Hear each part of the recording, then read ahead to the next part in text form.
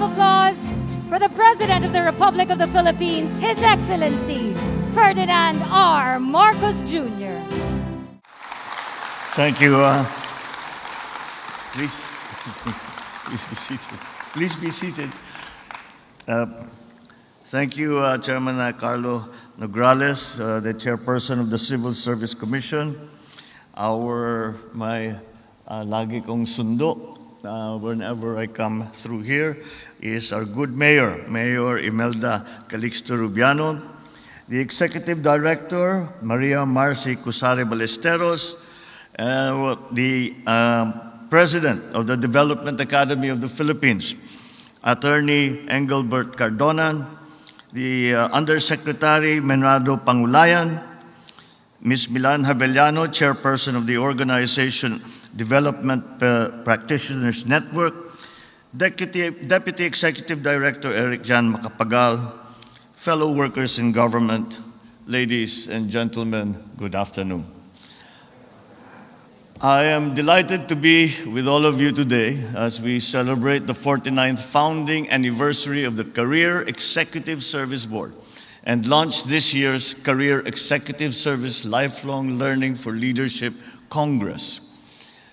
It is very important that we are of the belief and have the practice of looking to continuously learning and retraining. And now ang buzzword ngayon is upskilling and reskilling. It is an extremely important aspect to the service that we give because of this very quickly changing world after the pandemic and in light of the Ukraine conflict. It is my firm belief that the state has the responsibility to mold its citizens into champions of effective leadership and good government. That is why it is very pleasing to see that the Career Executive Service Board has championed this cause of ensuring a professional and reliable career executive service. This contributes greatly to the achievement of the country's national development goals. Today's CESCO is also testament to the CESB's commitment to my administration's 8-point socio-economic agenda. The agenda aims to unite the nation, moving forward, to adopt a whole-of-nation approach. It is essentially the approach that we have applied to all public service and all government work. This whole-of-nation approach is used to implement our government development goals, the delivery of social services, and to institute a more people-oriented bureaucracy. This year's theme, Bounce Back Better, is inspiring. It inspires our career executive service officers and eligibles to be more efficient, to be more proactive in their mandates, and more unwavering in the face of the daunting yet fulfilling challenge of nation building. As you hold this year's event, let me put out another challenge and challenge you to learn from each other and to utilize the invaluable learnings and best practices highlighted in this Congress towards effecting the changes we would like to see in our country. I have just returned from the summits of the ASEAN and the conference of the APEC leaders. And it has been a very interesting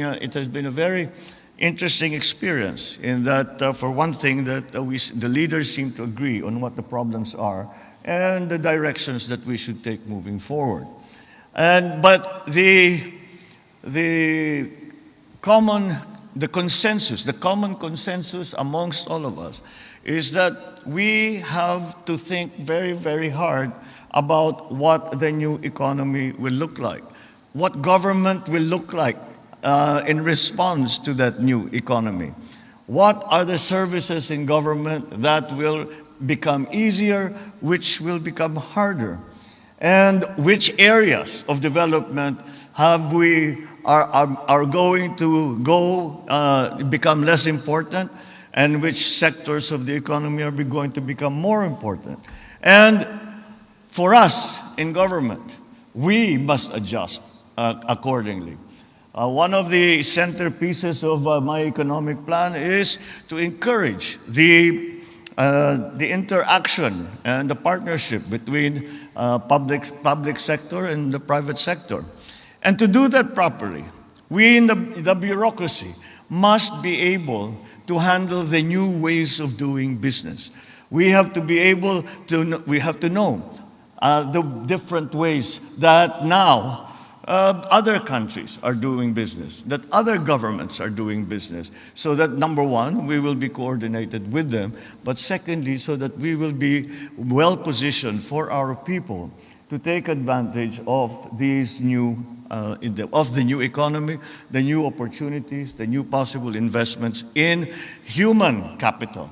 And for me, the most important part of all of this that we are talking about in the new economy, the new post-pandemic global economy, is the most important part is going to be how innovative we are and how agile we are. And that is going to determine whether or not we will be able to adjust to all of these fast-moving events that have affected us without any control coming from us. And so the continuous training is going to be an important part of the whole process. Because we will do things differently from before. Digitalization, as mentioned by the chairman, is certainly a very, very important first step. It is a necessary first step. If we do not digitalize properly, we do not digitalize and digitize properly government function, we will never catch up. May iwanan tayo ng ating mga karatig bansa. Kaya't kailangan matuto na tayo. At magaling naman ng Pilipino diyan. It's just a question of us, who call ourselves the leaders in government. It is up to us to provide them that training. We have to give them that training.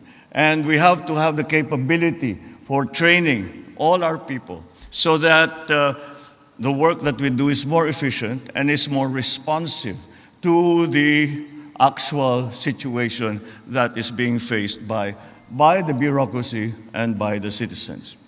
But let me use this opportunity to congratulate the 96 new CESs who recently passed the CES eligibility examination.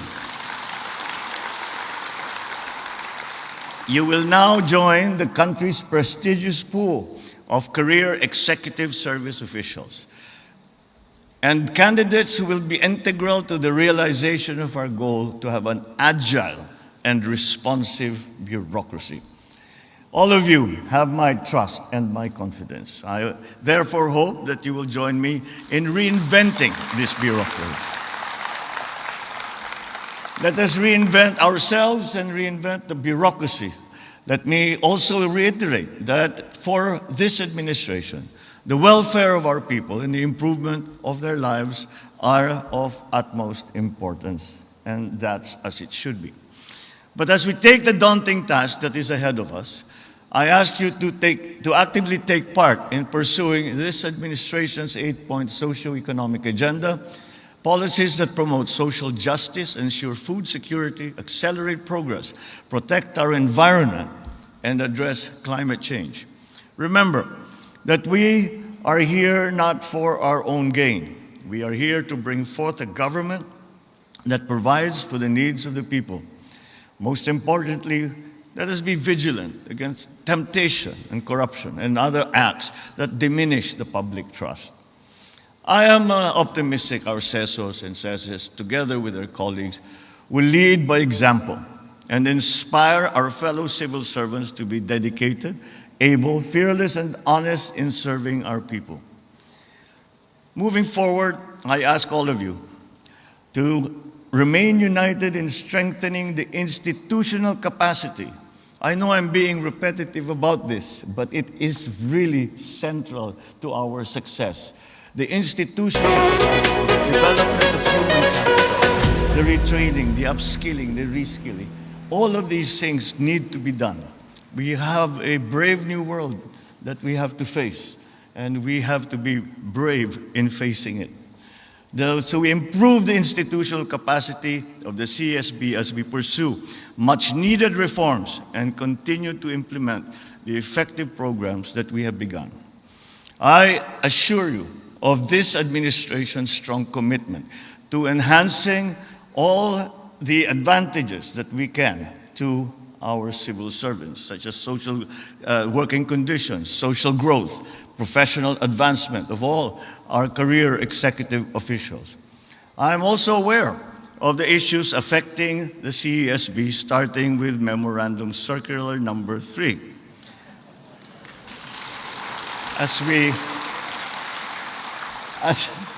As we walked in together with the chairman, and he said, "Oh, here they all are, the CESOs and the CESES, all the ones who are hoping to stay on."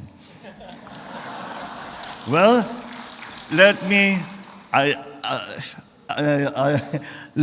assure our Career Executive Service Board and the affected CESES occupying third-level positions in the government that the Office of the President is going to review the said memorandum and look into the other hurdles faced by many CESES in obtaining CES eligibility.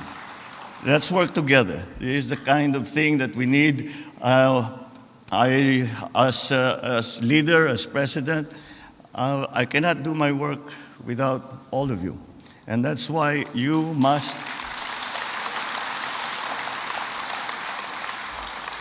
must be the best that you can be. We must give you the best conditions, the best training, the best capabilities, and that is my job. And that is why I need to hear from you. I need to hear from the leadership of the civil service. And that way, this partnership that we will bring together will have a synergy that will be felt by every Filipino. So together, let us address the growing needs of our fellow Filipinos. Let's provide them with the opportunity to lead meaningful and dignified lives. With your invaluable help and support, I'm confident we can bring forth the future we want to see and build a better, brighter, more prosperous Philippines in the years ahead. Maraming salamat po. Mabuhay po kayong lahat at magandang hapon po sa inyong lahat. Thank you very, very much, Mr. President. What a truly inspiring message.